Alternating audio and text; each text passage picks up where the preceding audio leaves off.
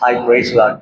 ஏசாயா 41வது அதிகாரம் அதுல 10வது வசனம் இப்படியாக சொல்லுகிறது, நீ பயப்படாதே, நான் உன்னுடனே இருக்கிறேன், திகையாதே, நான் உன் தேவன், நான் உன்னை பலப்படுத்தி உனக்கு சகாயம் பண்ணுவேன், என் நீதியின் வலக்கரத்தினாலே உன்னை தாங்குவேன். வேதம் சொல்லுகிறது, நீ பயப்படாதே.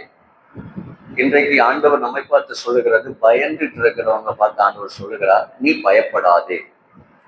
ஏன்னா ஆண்டவர் நம்மளோடு கூட இருக்கிறார், உங்களோடு கூட. பயந்துட்டு இருக்கிறவங்க பார்த்து ஆண்டவர் சொல்றார், நான் உன்னோடு கூட இருக்கிறேன், திகையாதே. எதை குறித்து நீ திகையாதே, நான் உன் தேவன்.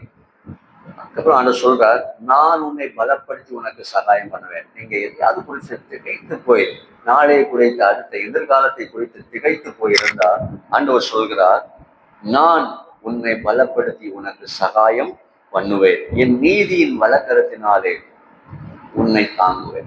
அன்புடைய கரம், நீதி உள்ள கரம், நீதியின் வலக்கரத்தினால் ஆண்டவர் உங்களை தாங்குவார். God bless you.